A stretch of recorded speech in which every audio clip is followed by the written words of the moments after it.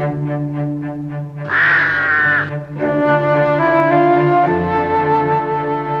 y a bien longtemps, au Moyen-Âge, les conteurs connaissaient 1000 monstres et 1000 merveilles dont ils firent des histoires. Et ces histoires se transmirent et se racontent encore, le plus souvent au coin du feu. Et moi, je suis le dernier conteur des monstres et merveilles.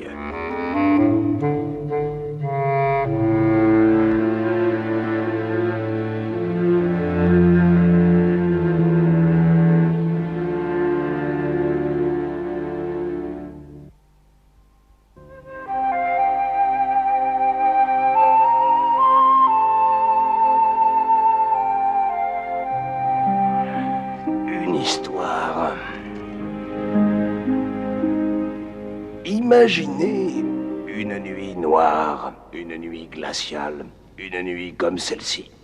Et au fond des bois, une cabane où le fermier et sa femme sont couchés pelotonnés sous la couette de plumes. Et sous cette couette, le fermier se réveille. Alors, il tend la main pour caresser sa femme, mais au lieu d'un visage, il touche un orteil, parce que la fermière dort nez à nez avec leur chien et que le chien est roulé en boule sur la couette à leurs pieds. Et quelle race de chien? J'en sais rien. Un chien, n'importe quel chien. N'importe quel chien? Ah ben, ça commence pas bien. C'est sûr que ça va me plaire. Oh, non! Rien que cette nuit. Ne sois pas sotte, femme. Je veux essayer, je n'ai rien à perdre. Pourquoi mets-tu ta tête au pied du lit? Qu'est-ce que ça peut changer? La sage-femme dit que ça pourra peut-être m'aider. Nous n'aurons jamais d'enfants. Si tu as envie de compagnie, fais venir une des veuves du village. Allons, rapproche-toi de moi. Tu vas me réchauffer. Mais la femme du fermier ne voulait pas de la compagnie d'une veuve. Elle voulait un bébé. Et elle le voulait depuis si longtemps, des mois, des années, des siècles, qu'elle ne supportait plus de voir naître un agneau, ni un veau, ni de voir éclore un poussin, car son cœur était rempli d'envie. Et le fermier croyait devenir fou à la voir consulter ses grimoires et confectionner ses charmes et ses remèdes. Oh, mais ça pue! Non, c'est bon. Si tu le dis... C'est un breuvage reconstituant, à boire chaque soir et chaque matin. Je veux un enfant. Ça me serait égal qu'il soit différent des autres, qu'il porte du poil ou même des plumes, ou qu'il soit plus laid qu'un hérisson. Je veux un bébé que j'endormirai le soir, en le berçant au creux de mes bras, en chantant pour lui tout bas des chansons dignes d'un roi. Mais il est dangereux de désirer quelque chose sans se soucier de ce qui arrivera. La femme voulait son bébé et le voulait tellement qu'elle acceptait n'importe quoi. Aurait-elle donné le jour à un hérisson qu'elle l'aurait nourri à son sein? Et à crier si fort, elle finit par être entendue. J'accepterai n'importe quoi, dit-elle. Et son vœu fut exaucé. La femme du fermier eut le ventre qui enfla. Elle crut que c'était grâce à ses breuvages et aux nuits qu'elle passait à l'envers. Mais bien sûr, ce fut tout simplement la phrase qu'elle avait dite qui joua le tour comme il est d'usage dans les vieilles histoires où les fermières désirent avoir un enfant. Elle eut son bébé. Elle eut dans le creux de ses bras une petite boule, aussi laide qu'un péché mortel avec son nez pointu et ses poils drus tout au long du dos. Les hérissons n'ont pas de poils. Ils ont des piquants.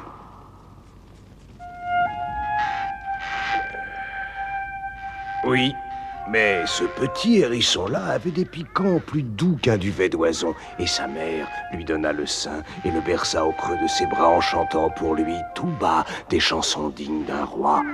Elle lui donna le nom de Hans Piquedoux. C'est ainsi qu'elle l'appela. Oui, la mère aimait son bébé. Elle l'aimait de tout son cœur. Mais elle était la seule. Oh, vous avez vu ça? Quelle horreur! On dirait un hérisson! Ils se moquent de nous. Oh, ils sont plus laids qu'une bête! Oh, c'est horrible! Ne les écoute donc pas. Oh, moi j'aurais honte à leur place! C'est un monstre! Oh, un monstre! On rentre chez nous. Je n'ai pas fait mes courses. Tu n'as pas honte de le montrer à tout le monde? Allons, ne pleure pas, mon bébé. Pleurer, tu appelles ça pleurer? Mais écoute-le! Vas-tu arrêter ces couinements? Car... Et le fermier se mit à haïr son fils Hans, le hérisson. Là-bas, dans les champs, il coupait, il sciait, il labourait, il moissonnait, mais tout en peinant à sa tâche, le rouge de la honte lui montait au front et la peine lui brisait le cœur. Et puis la colère lui serrait les poings, et peu après les larmes, de grosses larmes éclaboussaient ses sabots. Oh. Et le temps passa. Les jours succédèrent aux jours, les semaines aux semaines, et Hans Piquedou grandit. Hé la bête! Hérisson, paillasson, Pigasson! Mais qu'est-ce que je vous ai fait? Crasseux! Fouille crasseux! Et Hans Piquedou apprit qu'il était étrange. Il apprit qu'il était laid. Il apprit à être triste.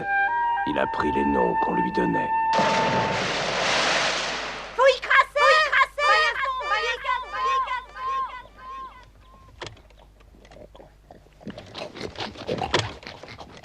Je n'en peux plus. Mais qui se taise, ça suffit! Dehors! Dehors! Tu n'as qu'à manger dehors avec les autres bêtes!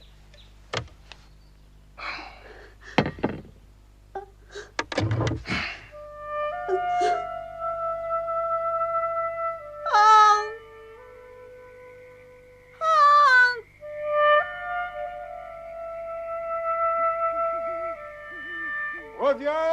Hans les entendait, mais il ne voulut pas répondre. Il resta dehors toute la nuit, son coq pour seul compagnon, et il pensa jusqu'à ce que ses pensées passent avec les nuages. Sa mère ne pouvait pas dormir, son père errait dans la nuit, le remords planté comme un pieu au cœur de son cœur. Au matin, épuisé, désespéré, le fermier revint à la ferme, et là, endormi sur le seuil, il trouva Hans, son fils, le hérisson. Toute la nuit, je t'ai appelé. Toute la nuit, je t'ai cherché. Père, je veux que tu fasses quelque chose pour moi. Ah oui, et quoi donc? Je veux que tu ailles au village et que tu fasses faire une selle pour mon coq afin que je puisse le chevaucher. Et je veux que tu me donnes des moutons, des cochons et des poules. Et puis quoi encore? Tu veux ma ruine? Je sais lesquels je voudrais et ils seront heureux de me suivre. De te suivre? De te suivre où? Là où je vais. Et je vais loin, très loin, là où je ne ferai souffrir personne et où personne ne me fera souffrir. Et quand vas-tu partir pour cet endroit lointain au-delà des souffrances? Dès que j'aurai la selle. Hans, tu ne peux pas partir. Que dira ta mère? Ta mère qui t'aime tant. Père, toute la nuit, je suis resté dehors pour tenter de comprendre pourquoi tu ne m'aimes pas. Et j'ai pensé et pensé jusqu'à ce que mes pensées passent avec les nuages. Et tout est bien désormais. Quand j'aurai la selle, je partirai. Le fermier sentit la honte en son cœur. Alors il alla acquérir une selle pour le coq rouge et il rassembla les animaux que son fils avait demandés. Et il dit à sa femme de préparer la besace. Et pendant tout ce temps, le hérisson se tenait sur le seuil et attendait.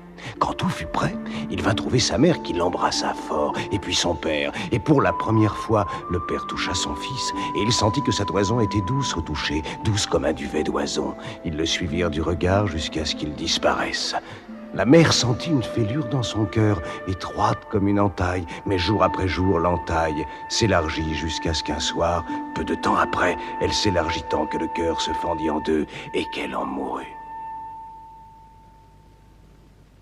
20 ans plus tard, il arriva qu'un roi s'égara dans la forêt, et une fois perdu, il se perdit davantage encore. Il fut tellement perdu qu'il se mit à se gratter l'oreille, signe évident de perplexité chez un roi égaré. Mais tout à coup, il entendit un chant triste et heureux à la fois, un chant doux et amer qui portait avec lui les frissons du matin et les lueurs du soir. Et tout en se gratouillant l'oreille, il suivit la musique et arriva dans une clairière.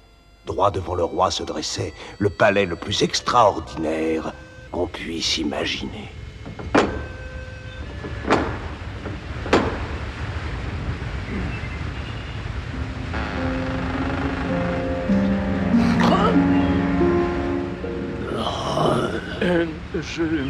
Je suis extrêmement confus.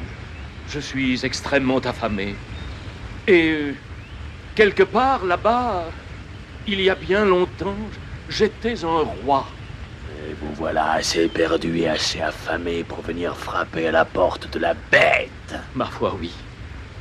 Sire, soyez le bienvenu dans ma demeure ainsi qu'à ma table. Ainsi le roi prit place à la table du hérisson. Il se reput de verdure verdoyante, de fruits fruités, de gibier giboyeux et des jus les plus juteux. Quel magnifique accueil. Après le souper, son hôte prit la cornemuse et il joua de vieux airs et des chants doux et amers qui portaient avec eux les frissons du matin et les lueurs du soir. Et avant même d'avoir eu le temps de penser qu'il avait sommeil, le roi dormait profondément. Le matin suivant, le roi se réveilla. Il avait dormi du plus profond sommeil et fait de merveilleux rêves. Il ouvrit les yeux et il les referma presque aussitôt. Et puis il les rouvrit et les referma encore parce qu'il se trouvait sous un arbre qui lui était tout à fait inconnu. Et parce que, ô merveille, les branches de cet arbre caressaient de leur ombre la frontière de son royaume. Alors il se mit à danser comme seuls savent danser les rois qui se sont perdus puis retrouvés. Une gigue, une cabriole, une pirouette. J'ai entendu 100 fois cette histoire, et tu la racontes très très mal. Tu oublies de dire que le roi avait voulu remercier son hôte et son sauveur et qu'il lui avait promis en récompense tout ce qu'il voudrait. Et que son hôte avait répondu: accorde-moi comme présent le premier de tes sujets qui viendra t'accueillir en ton royaume. Le roi ne refusa point parce qu'il savait très bien que le premier à venir l'accueillir serait son fidèle compagnon aux oreilles flottantes et au museau humide, le chien royal. Alors le roi fit sa promesse et le hérisson lui dit: je viendrai prendre possession de mon bien dans 1 an et 1 jour. Et hop, d'un seul bond, il enfonça sa grotesque monture. Il disparut. Mais hélas, tout était écrit dans le grand livre du temps. Et ce ne fut pas le compagnon fidèle aux oreilles flottantes et au museau humide qui salua le roi le premier. Oh! Alors le roi lâche la princesse de douceur et de sucre roux et son regard s'assombrit. Puis il frissonne, il tourne brusquement le dos à la princesse et au chien et part se cacher pendant 1 an et 1 jour.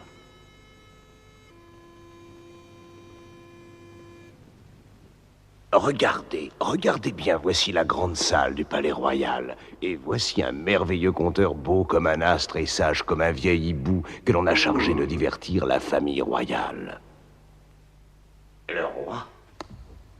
Naturellement, le roi avait compté recompté les jours l'un après l'autre et il savait qu'une année entière s'était écoulée depuis sa promesse à la bête, sa folle promesse. Demain, vous devez vous en rappeler, demain le seigneur Hérisson va venir au palais chercher sa récompense. La princesse. Je me débrouille pas mal, non?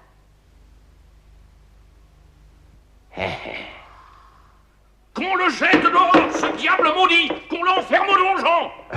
Qu'on le dépaisse et qu'on le donne au pacte pour aucun royaume et que ses restes soient servis à son chien! Non, lâchez-moi! Lâchez-moi! Majesté, une immense armée s'approche de nos ports. Que dis-tu? Une armée d'animaux, sire. Je vous l'avais bien dit. Sire, je t'ai entendu. Ah, qu'on le roue. Bien. Non, laisse-moi, pousse-toi mon chien, je veux écouter ça. Souvenez-vous de moi. Oui, messire. 1 année, tout un jour se sont passés depuis notre dernière rencontre. Tiendrez-vous votre promesse envers moi? Je la tiendrai. C'est vrai.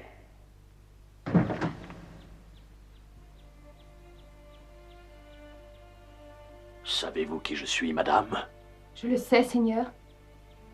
Vous avez sauvé mon père, il vous doit la vie.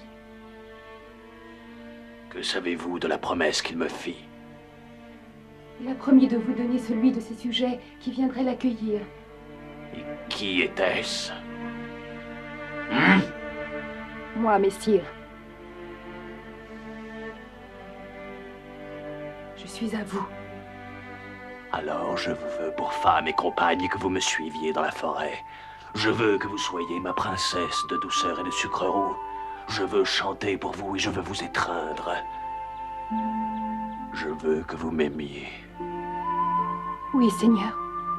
Me trouvez-vous très laid? Non, Seigneur. Moins laid qu'une promesse bafouée. Allons, secoutoir. Debout! Les cloches vont sonner pour la noce et tous les gueux sont graciés. Tous pardonnés au nom de la princesse. Et quel curieux mariage où l'on pleure comme à des funérailles. Bon, très bon des noces. J'aime les noces. Peut-être me demandera-t-on de conter une histoire. Les jours de fête sont nos jours de gloire à nous autres artistes. Ne pleurez pas, madame. Ne pleurez pas, madame.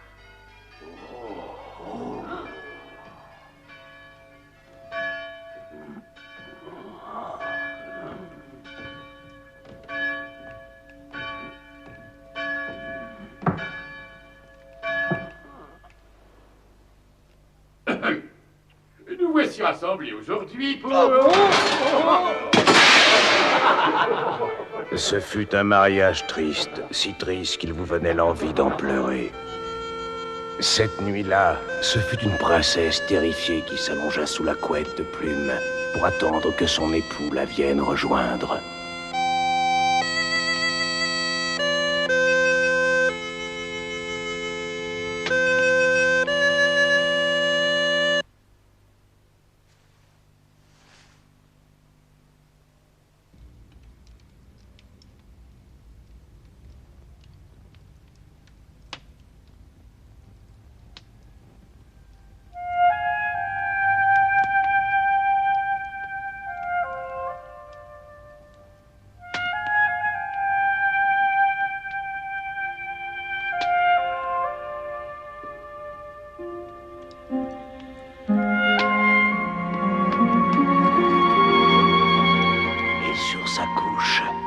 De douceur et de sucrereau, la princesse, silencieuse, ne pouvait en croire ses yeux.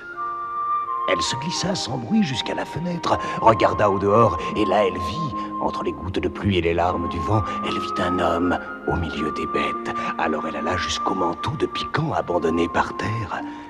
Elle le toucha, le trouva souple, moelleux, chaud, doux, comme un duvet d'oison. Et les premiers frissons du matin l'éveillèrent et ses rêves se brisèrent en éclats de diamants. Et elle se vit couchée dans son lit, tandis que devant l'âtre se tenait la bête, son époux, son seigneur, redevenu un monstre. Avait-elle donc tout rêvé, son époux sous la pluie, le poil abandonné? Sûrement, elle avait dû rêver. Pourtant la nuit revint et le rêve avec la nuit, son époux penché sur elle et les yeux clos prétendant qu'elle dormait, et la caresse sur sa peau tiède, la caresse si souple, si aimante et si tendre qu'elle eut envie de sangloter de douceur. À nouveau, elle alla jusqu'au pelage abandonné. Elle le caressa, y posa la joue et le trouva tiède et doux comme un duvet d'oison. La bûche brûlait dans l'âtre, la fourrure était si chaude et la nuit si paisible que la princesse de Sucreroux ferma les yeux et laissa le sommeil l'emporter.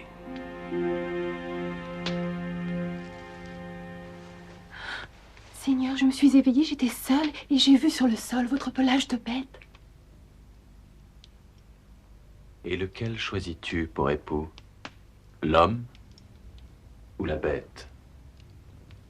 J'ai un époux, Seigneur, et il est ce qu'il est. Rien de plus, rien de moins. Alors pardonnez-lui, madame, s'il doit reprendre son pelage, car un enchantement m'oblige à le garder. Mais si vous n'en dites rien à personne, au bout de 3 nuits, l'amour loyal brisera la malédiction à tout jamais. Je le promets. Nous savons tous ce que valent les promesses. Les promesses de princesse. Et les secrets, à quoi serviraient-ils sinon à être dévoilés dans l'ombre? Les secrets se tortillent, se trémoussent. Ils dansent dans nos estomacs, ils nous chatouillent et ils nous démangent, ils nous piquent, ils nous brûlent. D'ailleurs, voyez-vous, la princesse avait une mère, et les mères savent attraper ces affreux petits secrets qui ne demandent qu'à sortir. Les mères connaissent le secret qui permet d'attraper nos secrets et nos promesses. Et il en fut ainsi car la reine, ce matin-là, vit combien sa fille était transformée, toute riante et souriante. Alors qu'elle ne savait plus rire. Tu as faim? Depuis des jours. Oui. Bon. Bien dormi? Oui, il ne souriait plus depuis des mois. Problème avec la créature? Non, mère. C'est mon époux et non une créature. Écoute, ma fille. Hier soir, ton père le roi et moi sommes allés trouver le mage pour lui dire cette tragédie. Et il connaît bien cette créature, cet époux qui est le tien. Il connaît aussi le remède, car le monstre est ensorcelé, le sais-tu? Je le sais. Ah bon? Je veux dire que je sais que c'est possible. C'est même certainement ça. Oui, je vois... Il est ensorcelé. C'est lui qui te l'a dit, n'est-ce pas? Non, je vous jure que non. Je vous assure, j'y ai pensé moi-même. Ah. Est-ce qu'il enlève son pelage? Non, il ne l'enlève pas. Il n'y a qu'une façon de briser l'envoûtement, c'est de jeter la fourrure dans le feu, de lancer le poil dans les flammes. Alors ton époux sera libre. Ça n'est pas vrai. Alors, il t'a tout dit.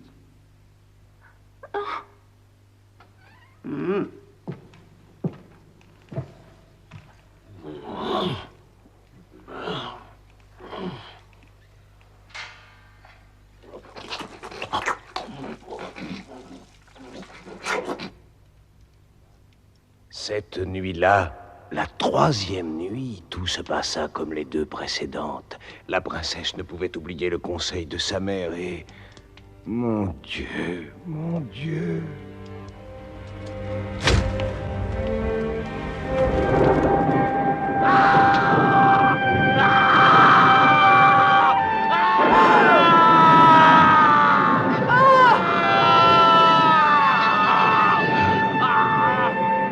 Je t'en prie, mon époux! Je t'en prie, ne pars pas! Ma fille! Pauvre princesse de douceur et de sucre roux. Elle restait là devant la cheminée, pleurant et ne voulant voir personne. Pas même moi qu'elle aimait tant. Elle resta seule et elle pensa jusqu'à ce que ses pensées passent avec les nuages. Alors elle décida de ce qu'elle allait faire. Elle courut chez le forgeron qui lui forgea des sabots de fer. Et cette nuit-là, lorsque tous furent endormis, elle se glissa hors du château et s'en alla parcourir le monde à la recherche de son époux. Elle marcha tant qu'elle usa ses sabots de fer, mais elle ne trouva pas trace de son époux. Et parmi ceux qu'elle interrogeait, nul ne l'avait vu. Alors elle se fit faire une seconde paire de sabots de fer, et elle l'usa à son tour marchant de par le monde à la recherche de son époux. Puis elle se fit faire une troisième paire de sabots de fer, et elle reprit sa route espérant toujours entendre un chant doux et amer qui portait avec lui les frissons du matin et les lueurs du soir, mais rien. Et puis un jour, la princesse aux sabots usés arriva devant un ruisseau et elle s'agenouilla dans l'herbe et elle vit au reflet de l'eau que ses cheveux étaient blancs. Elle pleura sur sa jeunesse, elle pleura sur ses cheveux roux, elle pleura sur son époux.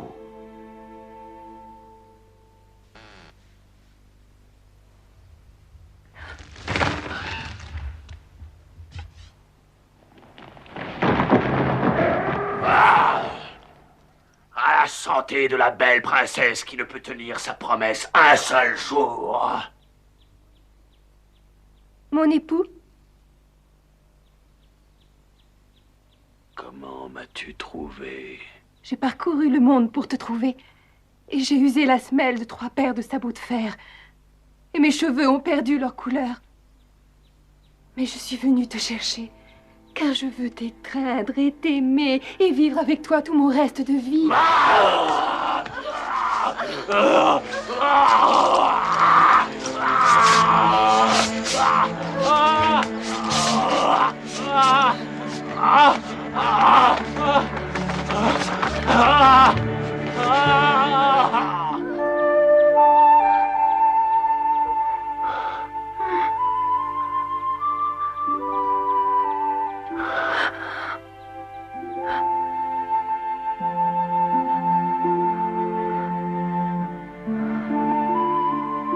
Ainsi, la princesse qui n'avait pas su tenir sa promesse reconquit le cœur de son époux car elle avait marché jusqu'au bout du monde pour le retrouver au-delà de sa jeunesse. Il advint que ses cheveux retrouvèrent leur couleur, que jeunesse lui revint et que les cloches de ses noces sonnèrent à nouveau. Et nous fûmes invités.